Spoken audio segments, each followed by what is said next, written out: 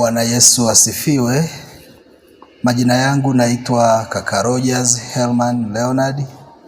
Ninatokea Dayosisi ya Karagwe, jimbo la Ihembe, usharika wa Kasheshe. Ni kaka ambaye ninatarajia kubarikiwa tarehe 21 ya mwezi wa 12 mwaka 2025 katika Dayosisi ya Karagwe, jimbo la Rukajange, usharika wa Rukajange. Karibuni sana wapendwa watazamaji na wasikilizaji. Mbele yangu hapa kuna maswali mawili matatu ambayo nimeweza kupatiwa. Nitakapoyajibu nitakuwa najibu swali moja baada ya lingine. Karibuni sana ndugu watazamaji, muungane pamoja nami katika kipindi hiki. Naanza na swali la kwanza. Karibuni. Swali linasema, je, unafahamu nini kuhusu udiakonia?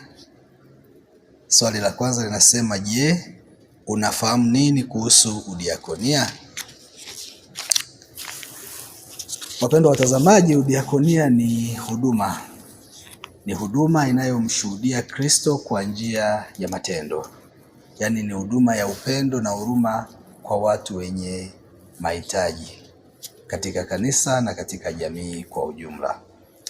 Kwa hiyo kama mwanzo nilivyojitambulisha kwamba naitwa kaka, ina maana nimesoma juu ya huduma ya diakonia.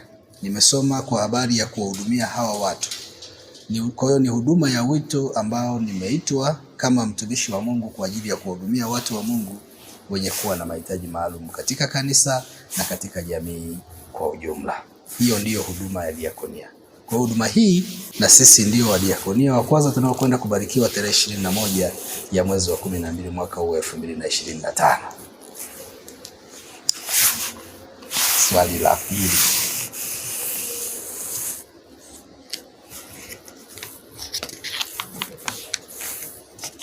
Swali la pili linasema, je, umeoa na una mpango gani katika wito wa ndoa?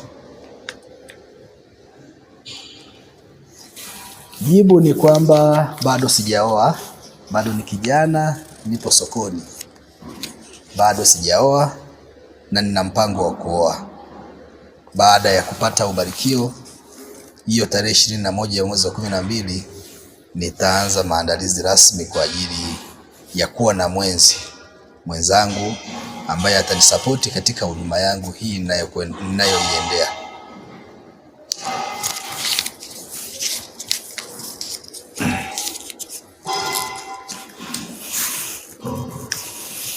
Ndipo swali la tatu hapa. Swali la tatu linasema, ni nini asili ya wito wako katika huduma hii? Swali zuri. Ni nini asili ya wito wako katika huduma hii? Kimsingi naweza kusema Mungu huwaita watumishi wake kwa namna tofauti tofauti. Na watumishi wote hatuwezi kufanana mito. Tukijaribu kuunganisha, kuoanisha na kwenye Biblia, wapo baadhi ya watumishi wa Mungu ambao wameitwa kwa njia tofauti tofauti.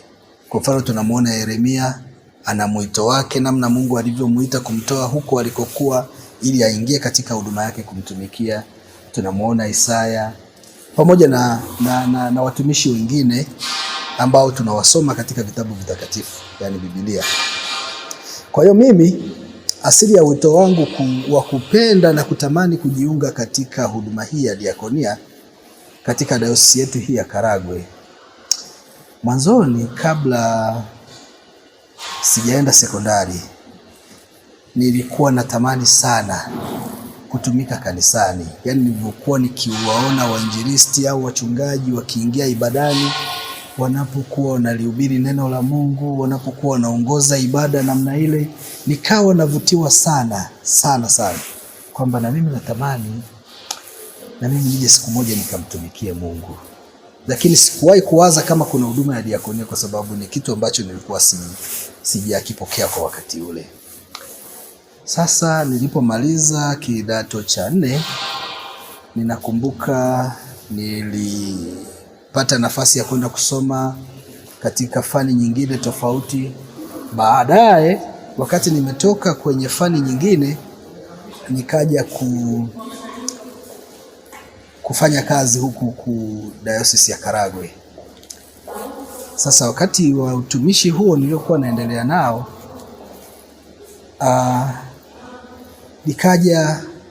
ikaja barua yenye kuleta wito kwa watu kuipenda huduma ya diakonia, ikawa inaelezwa namna huduma ilivyo na nini na nini. Kwa hiyo mimi, kwa kitu ambacho nilikuwa sijajua kwa habari ya diakonia, mimi nilikuwa nimeomba tayari kwenda kusoma uinjilisti. Baadaye nilivyoelezwa kwamba hii ni huduma inayojitegemea, inayomhubiri Kristo kwa njia ya matendo, kwamba baada ya injili ikaja ushirika pamoja na diakonia, inakuja hiyo ni nguzo ya tatu, tena ni ya muhimu sana katika kanisa.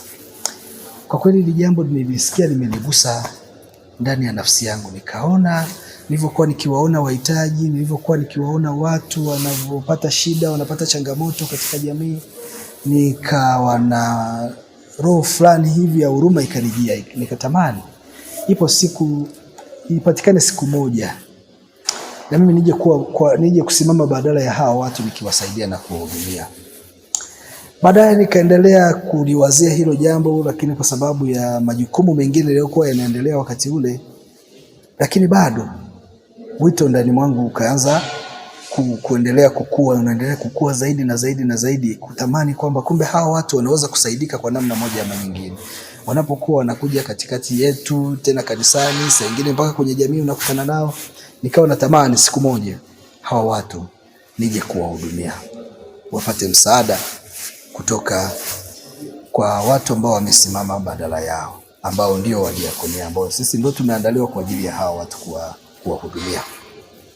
Kwa hiyo kwa ufupi, hiyo ndiyo historia kidogo ya asili ya wito wangu ulikotokea mpaka kuja kutamani kujiunga kwenye huduma hii ya diakonia. Asante sana.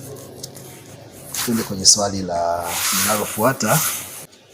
Swali linasema, una ushauri gani kwa Dayosisi ya Karagwe kuhusu huduma hii ya udiakonia?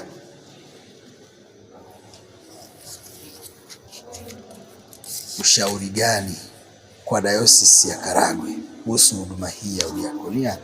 Kwanza nianze kwa kuishukuru Dayosisi yetu ya Karagwe inayoongozwa na Mheshimiwa Baba Askofu Dr. Benson Kalikao Bagonza kwa maono na kuona kwamba kuna umuhimu kuwepo kwa huduma hii ya diakonia ndani ya Dayosisi ya Karagwe. Dayosisi yetu ya Karagwe, huduma hii ilikuwa ikiendelea chini ya uongozi uliokuwa unaendelea. Tuna mdiakonia aliyekwisha kututangulia, japo yeye amesoma Ujerumani, anaitwa Mdiakonia Obadia Mkuta, ndiye mdiakonia wa kwanza katika Dayosisi yetu ya Karagwe, lakini huduma ilikuwa ikiendelea katika majimbo, katika sharika zote za dayosisi. Kwa hiyo dayosisi ikaona kwamba upo umuhimu wa kuweka watu maalum kuongeza wadiakonia katika dayosisi hii. Ndipo ikatutuma mimi pamoja na kaka Novat Xaveri kwenda ushirika wa diakonia Faraja kupata mafunzo haya. Sasa tunakwenda kubarikiwa tarehe 21 ya mwezi wa 12.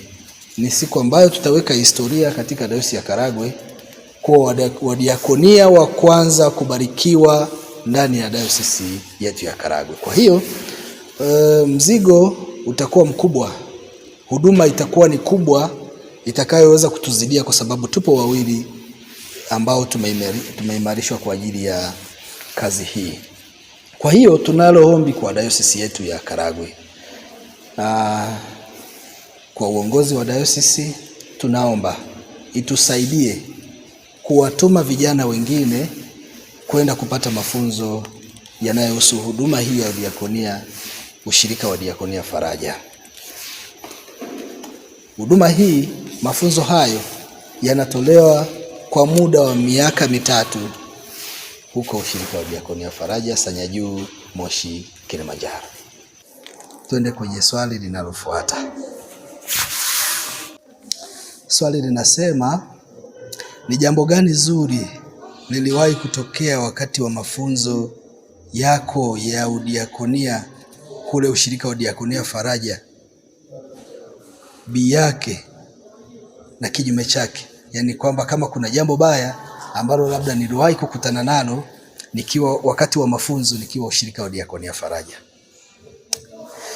Mambo mazuri yaliyotokea nikiwa ushirika wa Diakonia Faraja, kwanza mambo mazuri yalikuwa ni mengi. Kule kwanza nilichokipenda mpaka nikakifurahia kikawa kizuri kwangu ni ushirikiano. Yale maisha ya ushirika ambayo nilikuwa sijayazoea hapo awali kabla hata sijaingia kule. Nilikuwa nafurahia kitu kinachoitwa ushirika. Yaani ile kufanya kazi pamoja, kushirikiana pamoja, kila kitu tunafanya kwa umoja. Hili jambo lilikuwa linanipa faraja sana na kunipa nguvu zaidi ya kuendelea kutamani kutumika zaidi na zaidi katika wito huu ambao niliitiwa nikaufanye. Lakini bi yake, kama kuna jambo baya ambalo labda nimekutana nalo nikiwa ushirika wa Diakonia Faraja, siwezi kusema ni baya, siwezi kulitem kama ni jambo baya, lakini ni mambo ni ya kawaida ya kibinadamu.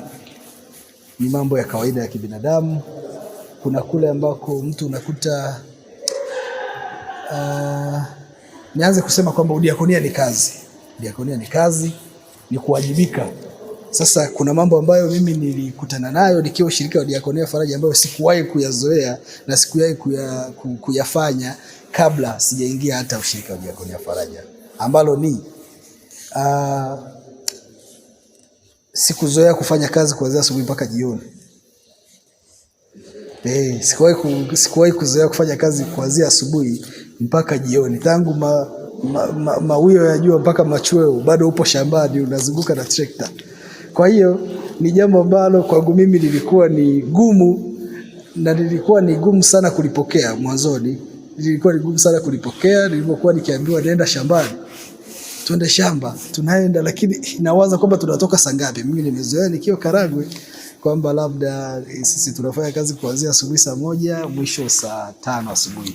Tunatoka na maisha yanaisha. Lakini sasa nikajikuta tumefika ushirika wa Diakonia Faraja, nimekutana na kwamba nikienda shambani saa 2, saa 10 bado nipo shamba na bado kazi ni ile ile. Kwa hiyo ni mambo ambayo sikuwahi kuyazoea na nikayaona kwamba ni changamoto na ni ngumu sana katika mafunzo yangu ya udiakonia nikiwa ushirika wa Diakonia Faraja. Kwa hiyo kwa ufupi ni hayo tu maswali ambayo nilikuwa nayo kutoka kwa mwandishi wangu aliyekuwa nazungumza na mimi. Asanteni sana kwa kunisikiliza. Mungu awabariki sana. Bwana Yesu asifiwe. Amen.